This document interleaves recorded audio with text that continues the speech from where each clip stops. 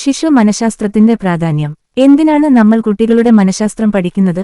കുട്ടികളെ നമ്മൾ മനസ്സിലാക്കാനും അവരുടെ ഓരോ പ്രവൃത്തിക്കും പിന്നിൽ ഓരോ കാരണമുണ്ടാകും. അത് തിരിച്ചറിയാൻ മാതാപിതാക്കളെയും അധ്യാപകരെയും ഇത് സഹായിക്കുന്നു. കുട്ടികൾക്ക് എപ്പോഴാണ് സ്നേഹം വേണ്ടത്, എപ്പോഴാണ് നിയന്ത്രണം വേണ്ടത് എന്ന് മനസ്സിലാക്കാൻ സാധിക്കുന്നു. പ്രശ്നങ്ങൾ നേരത്തെ തന്നെ തിരിച്ചറിയാൻ സാധിക്കുന്നു. പഠന വൈകല്യങ്ങൾ, പെരുമാറ്റ ദൂഷ്യങ്ങൾ എന്നിവ നേരത്തെ കണ്ടെത്തി പരിഹരിക്കാൻ സഹായിക്കുന്നു.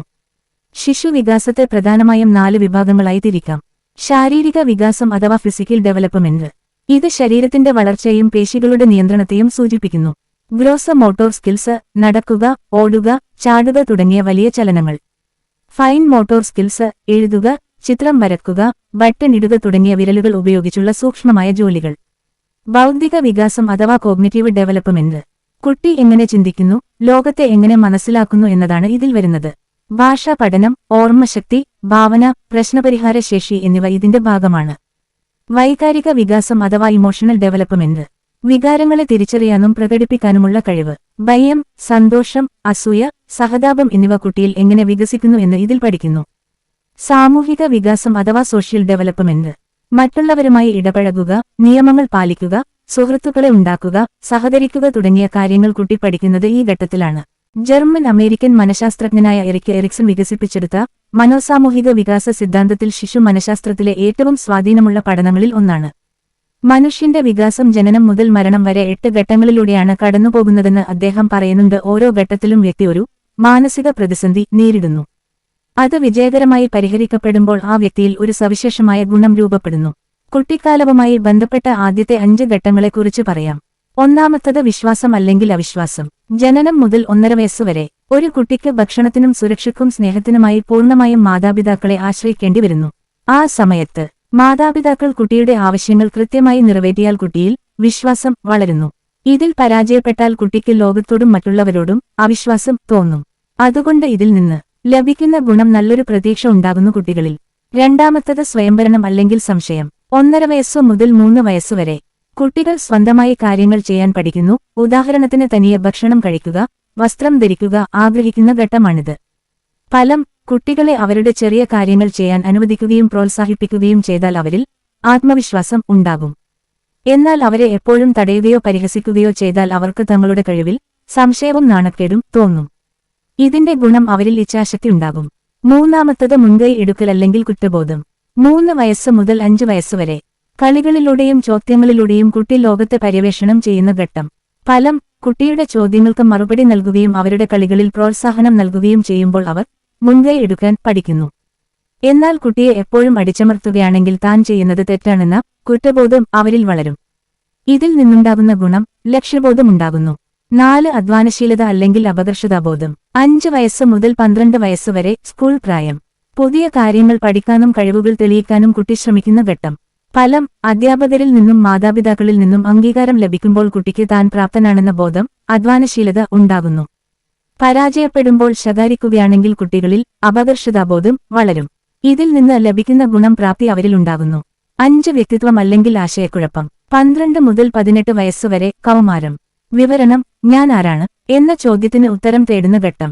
സുഹൃത്തുക്കൾക്കും സമൂഹത്തിനും ഈ ഘട്ടത്തിൽ വലിയ സ്വാധീനമുണ്ട്. ഫലം, സ്വന്തം കഴിവുകളും താൽപ്പര്യങ്ങളും തിരിച്ചറിയാൻ കഴിഞ്ഞാൽ അവർക്ക് ഒരു വ്യക്തമായ സ്വത്വം ലഭിക്കും. അല്ലെങ്കിൽ തന്റെ ജീവിത ലക്ഷ്യത്തെക്കുറിച്ച് ആശയക്കുഴപ്പം ഉണ്ടാകും. ഇതുകൊണ്ട് ലഭിക്കുന്ന ഗുണം വിശ്വസ്തത ഉണ്ടാകും. എറിക്സന്റെ സിദ്ധാന്തത്തിന്റെ പ്രാധാന്യം.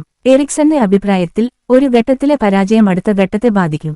ഉദാഹരണത്തിന്, ചെറുപ്പത്തിൽ അവിശ്വാസം വളർന്ന ഒരു കുട്ടിക്ക് മുതിർന്നുകഴിഞ്ഞാൽ മറ്റുള്ളവരുമായി ബന്ധം സ്ഥാപിക്കാൻ ബുദ്ധിമുട്ടായിരിക്കും. അതുകൊണ്ട് തന്നെ ഓരോ ഘട്ടത്തിലും കുട്ടികൾക്ക് ശരിയായ പിന്തുണ നൽകേണ്ടത് അത്യാവശ്യമാണ്. സ്വിസ് മനഃശാസ്ത്രജ്ഞനായ ജീൻ പിയാഷ വികസിപ്പിച്ചെടുത്ത ബൗദ്ധിക വികാസ സിദ്ധാന്തം അഥവാ കോഗ്നിറ്റീവ് ഡെവലപ്മെന്റ് ശിശു മനഃശാസ്ത്രത്തിലെ ഏറ്റവും പ്രധാനപ്പെട്ട ഒന്നാണ്. കുട്ടികൾ എങ്ങനെ അറിവ് നേടുന്നുവെന്നും അവരുടെ ചിന്താശേഷി പ്രായത്തിനനുസരിച്ച് എങ്ങനെ മാറുന്നുവെന്നും അദ്ദേഹം ഇതിലൂടെ വിശദീകരിക്കുന്നു. കുട്ടികൾ വെറുതെ വിവരങ്ങൾ സ്വീകരിക്കുന്നവരല്ല, മറിച്ച് തങ്ങളുടെ ലോകത്തെക്കുറിച്ച് സ്വന്തമായി അറിവ് നിർമ്മിക്കുന്ന ചെറിയ ശാസ്ത്രജ്ഞർ അഥവാ ലിറ്റിൽ സയന്റിസ്റ്റ് ആണെന്ന് പിയാഷ പറയുന്നു. അദ്ദേഹത്തിന്റെ സിദ്ധാന്തപ്രകാരം ബൗദ്ധിക വികാസം പ്രധാനമായും 4 ഘട്ടങ്ങളിലൂടെയാണ് കടന്നുപോകുന്നത്. സെൻസറി മോട്ടോർ ഘട്ടം എന്നു പറയുന്നത് ജനനം മുതൽ 2 വയസ്സുവരെ. ഈ വയസ്സിലെ പ്രത്യേകതകൾ: പഞ്ചേന്ദ്രിയങ്ങളിലൂടെ കാണുന്നതും കേൾക്കുന്നതും സ്പർശനങ്ങൾ അറിയുന്നതും ചലനങ്ങളിലൂടെയുമാണ് കുട്ടി ലോകത്തെ മനസ്സിലാക്കുന്നത്. ഒബ്ജക്റ്റ് പെർമനൻസ്, ഒരു വസ്തു കണ്ണിനു മുന്നിൽ നിന്ന് മാറിയാലും അത് നിലനിൽക്കുന്നുണ്ടെന്ന ബോധം ഈ ഘട്ടത്തിന്റെ അവസാനത്തോടെ കുട്ടിക്ക് ലഭിക്കുന്നു. ഉദാഹരണത്തിന്, ഒളിച്ചുകളിക്കുമ്പോൾ ആൾ അവിടെ തന്നെ ഉണ്ടെന്ന് കുട്ടി മനസ്സിലാക്കുന്നു. 2. പ്രീ ഓപ്പറേഷണൽ ഘട്ടം. 2 വയസ്സ് മുതൽ 7 വയസ്സ് വരെ. ഈ വയസ്സിന്റെ പ്രത്യേകതകൾ എന്ന് പറയുന്നത്: ഭാഷ ഉപയോഗിക്കാൻ പഠിക്കുന്നു. വസ്തുക്കളെ അടയാളങ്ങളിലൂടെയും ചിത്രങ്ങളിലൂടെയും തിരിച്ചറിയുന്നു. ഈഗോസെൻട്രിസം എന്നു പറഞ്ഞാൽ സ്വയം കേന്ദ്രീകൃതമായ ചിന്താഗതി ലോകത്തെ തന്റെ കാഴ്ചപ്പാടിലൂടെ മാത്രമേ കുട്ടിക്ക് കാണാൻ കഴിയൂ. മറ്റുള്ളവരുടെ ഭാഗത്തുനിന്ന് ചിന്തിക്കാൻ പ്രയാസമായിരിക്കും. യുക്തിപരമായ ചിന്തകൾ ഈ ഘട്ടത്തിൽ വികസിച്ചിട്ടുണ്ടാകില്ല. 3. കോൺക്രീറ്റ് ഓപ്പറേഷണൽ ഘട്ടം. വയസ്സ് 7 മുതൽ 11 വയസ്സ് വരെയാണ് ഈ വയസ്സിന്റെ പ്രത്യേകതകൾ. യുക്തായുസഹമായി ചിന്തിക്കാൻ തുടങ്ങുന്നു. ഒരു ഗ്ലാസ്സിലെ വെള്ളം വീതി കൂടിയ മറ്റൊരു പാത്രത്തിലേക്ക് മാറ്റിയാലും അളവ് മാറുന്നില്ല എന്ന അറിവ് കുട്ടിക്ക് ലഭിക്കുന്നു. കാര്യങ്ങളെ തരംതിരിക്കാനും ക്രമീകരിക്കാനും പഠിക്കുന്നു. എന്നാൽ സങ്കീർണമായ ആശയങ്ങൾ മനസ്സിലാക്കാൻ ഇപ്പോഴും ബുദ്ധിമുട്ടായിരിക്കും. ഫോർമൽ ഓപ്പറേഷണൽ ഘട്ടം. 12 വയസ്സിന് മുകളിൽ. ഈ വയസ്സിന്റെ പ്രത്യേകതകൾ: സാങ്കല്പികമായ കാര്യങ്ങളെക്കുറിച്ച് ചിന്തിക്കാൻ കഴിയുന്നു. ശാസ്ത്രീയമായ ചിന്താരീതിയും പ്രശ്നപരിഹാര ശേഷിയും കൈവരുന്നു. നീതി, ധാർമ്മികത, രാഷ്ട്രീയം തുടങ്ങിയ സങ്കീർണമായ വിഷയങ്ങളിൽ സ്വന്തം അഭിപ്രായം രൂപീകരിക്കുന്നു. പിയാഷെയുടെ സിദ്ധാന്തത്തിലെ പ്രധാനപ്പെട്ട കാര്യങ്ങൾ: സ്കീമ, വിവരങ്ങളെ തരംതിരിച്ചു വെച്ചിരിക്കുന്ന മനസ്സിന്റെ അറിവ് അല്ലെങ്കിൽ അറിവിന്റെ അടിസ്ഥാന യൂണിറ്റുകൾ. അസിമിലേഷൻ, പുതിയ അറിവിനെ നിലവിലുള്ള അറിവുമായി ചേർക്കുന്നത്. അക്കമഡേഷൻ, പുതിയ അനുഭവം ലഭിക്കുമ്പോൾ നിലവിലുള്ള അറിവിൽ മാറ്റം വരുത്തുന്നത്. കുട്ടികളെ അവരുടെ പ്രായത്തിനനുസരിച്ചുള്ള കാര്യങ്ങൾ മാത്രം പഠിപ്പിക്കണമെന്നും അവർക്ക് സ്വയം പര്യവേഷണം നടത്താൻ അവസരം നൽകണമെന്നും പിയാഷെയുടെ സിദ്ധാന്തം നമ്മെ പഠിപ്പിക്കുന്നു. ആരോഗ്യകരമായ ഒരു കുട്ടിയുടെ വളർച്ചയ്ക്ക് മാതാപിതാക്കൾ ചെയ്യേണ്ട കാര്യങ്ങൾ: ഗുണമേന്മയുള്ള സമയം ദിവസവും കുറച്ചു നേരമെങ്കിലും ഫോൺ മാറ്റിവെച്ച് കുട്ടികളുമായി സംസാരിക്കുക. മാതൃകയാവുക. നിങ്ങൾ എങ്ങനെ പെരുമാറുന്നുവോ അത് കുട്ടികൾ അനുകരിക്കും. വീട്ടിലെ വഴക്കുകളും ബഹളങ്ങളും കുട്ടിയുടെ മനസ്സിനെ മുറിപ്പെടുത്തും. സമാധാനപരമായ അന്തരീക്ഷം ഉറപ്പാക്കുക. താരതമ്യം ഒഴിവാക്കുക. ഓരോ കുട്ടിയും വ്യത്യസ്തരാണ്. മറ്റൊരു കുട്ടിയുമായി നിങ്ങളുടെ കുട്ടിയെ താരതമ്യം ചെയ്യുന്നത് അവരുടെ ആത്മവിശ്വാസം തകർക്കും. ശിശു മനഃശാസ്ത്രം മനസ്സിലാക്കുന്നത് വഴി നമുക്ക് ഒരു നല്ല തലമുറയെ വാർത്തെടുക്കാൻ സാധിക്കും. കുട്ടിക്ക് നൽകുന്ന സ്നേഹവും കരുതലും അംഗീകാരവുമാണ് അവരുടെ ഭാവി ജീവിതത്തിന്റെ കരുത്ത്.